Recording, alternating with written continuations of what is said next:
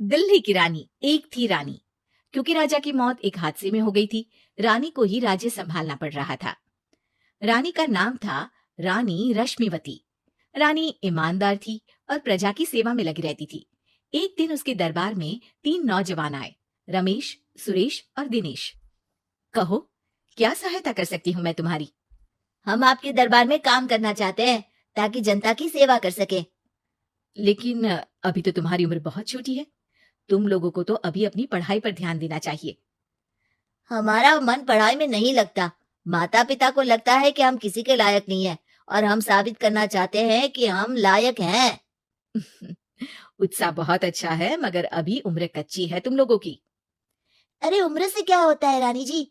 शास्त्रों में लिखा है कभी किसी के ज्ञान को उसकी उम्र के आधार पर नहीं देखना चाहिए। बात तो सही है तुम्हारी। और अगर सच में तुम अगर ये संकल्प करके आए हो कि तुमको यहाँ काम करना है, तो पहले परीक्षा देनी पड़ेगी। 3 परीक्षा, एक शारीरिक परीक्षा, एक बुद्धि की परीक्षा और एक देशभक्ति की परीक्षा। और ये क्या है? वो मंत्री महोदय तुम्हें समझा देंगे। हमारे पास समय नहीं है। अगर तुम लोग तैयार हो तो बताओ। हाँ हाँ, हम तैयार है किसी भी परीक्षा के लिए। मैं भी तैयार हूँ कुछ भी कर गुजरने के लिए।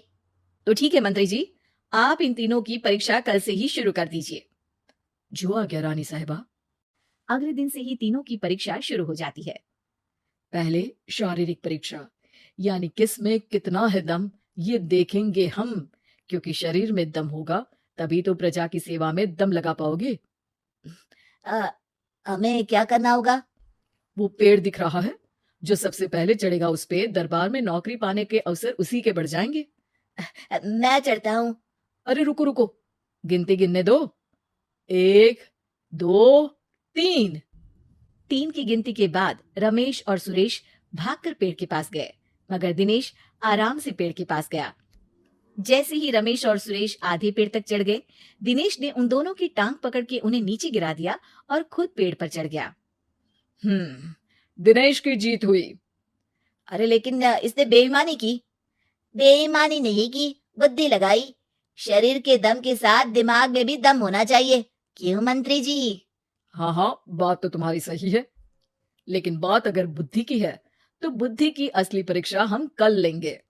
शाम को जाकर मंत्री रानी को सब बता देते हैं। यानी दिनेश उन सब में ज्यादा होशियार है। जी रानी साहिबा। अगले दिन तीनों की बौद्धिक परीक्षा का समय होता है। आज हमें क्या करना है मंत्री जी?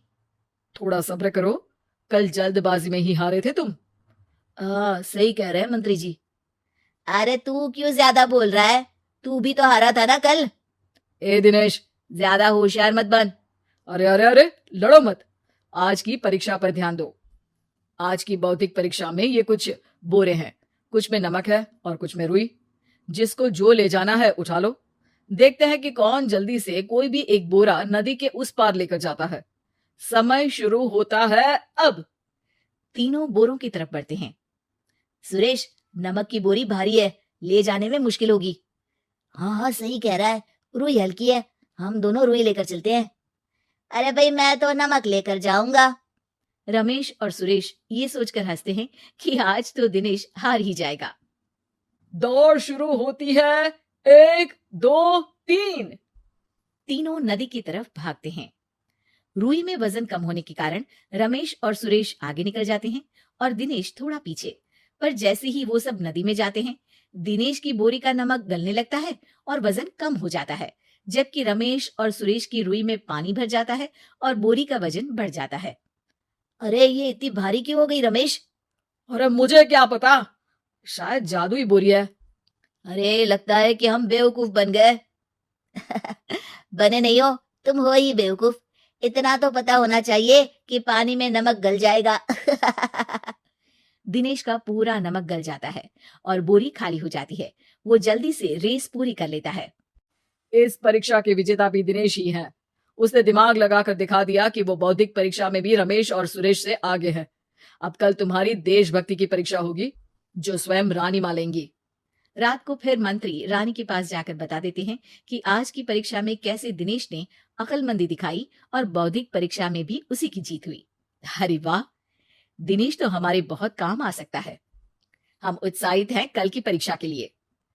वो तो ठीक है रानी साहिबा, लेकिन हमने सुना है कि पड़ोसी राज्य का राजा आकाशदीप हमारे राज्य की सीमा में घुसपैठ कर रहा है। ये तो चिंता की बात है, हमें जल्द ही कुछ करना चाहिए। अगले दिन रमेश, सुरेश और दिनेश अपनी आखिरी देशभक्ति की परीक्षा के लिए दरबार में आते हैं। प्रणाम रानी साहिबा। नमस्कार रानी जी। प्रणाम रानी माँ। हमने तुम्हारी परीक्षा पर गौर किया। दिनेश आगे हैं। हम तुम तीनों में से किसी दो को ही दरबार में काम दे सकते हैं। किसी एक को आज जाना होगा। तो देशभक्ति की परीक्षा के लिए तैयार हो? पूरी तरह से। मैं तीनों से एक ही सवाल करूंगी। जिसका जवाब सबसे सही लगेगा उसे तो नौकरी मिल ही जाएगी। फिर दूसरे सबसे सही जवाब देने वाले को भी काम मिलेगा। आप लोगों का समय शुरू होता है अब। ज्यादा सोचने का समय नहीं होगा। जो मन में पहली बात आए उसका जवाब दे। तो सवाल यह है कि तुम इस मिट्टी के लिए क्या कर सकते हो? मैं इस मिट्टी को साफ रखूंगा। यहाँ के लोगों के भोजन की कमी को मैं पूरी करूंगा। मैं यहाँ के लोगों को गले लगा लगा के उनको खुशी दूंगा रानी माँ, और गरीबों के लिए घर बनवाऊंगा। मैं इस मिट्टी के लिए किसी की जान भी ले सकता हूँ रानी माँ। मंत्री, दिनेश को एक तलवार दो। जी रानी जी। दिनेश, पड़ोसी राज आकाशदीप की जान तुम्हारे हाथ में है। जाओ, अपना काम पूरा करो। आज रात को तुम उस पर हमला करोगे जब वो सो रहा होगा। दिनेश वहां से चला जाता है। रानी माँ, ये आपने क्या किया? अभी किया नहीं है मंत्री जी। आप आकाशदीप को संदेशा भिजवाओ कि पड़ोसी देश का एक कातिल रात को उन पे हमला करेगा और दिनेश को पकड़वा दो। अरे, ये आप क्या कह रही हैं? और क्यों कर रही हैं आप ऐसा? राजा को लगेगा कि हमने उसकी मदद की, उसकी जान बचाकर। वो हमारे राज्य का पीछा छोड़ देगा और हमारा एहसानमंद हो जाएगा। और दिनेश का क्या होगा? इस राज्य को दिनेश जैसे शातिर और लड़ाकू लोगों से ज्यादा जरूरत है, ऐसे लोगों की जो लोगों को खाना खिलाने की और खुश करने की बात करे। और ये गुण सुरेश और रमेश में है। इन्हें नौकरी दे दो। दिनेश बहुत चतुराई से नौकरी हड़पना चाहता था, जिसके लिए उसने रमेश और सुरेश जैसे दोस्तों का भी नुकसान किया। पर रानी ज्यादा चतुर निकली। उसने एक तीर से दो निशाने लगाए। दिनेश जैसे खूंखार युवक को राज्य से बाहर करवा दिया और पड़ोसी राजा आकाशदीप को अपना एहसानमंद कर लिया। पूरा दरबार रानी की जय जयकार कर रहा था।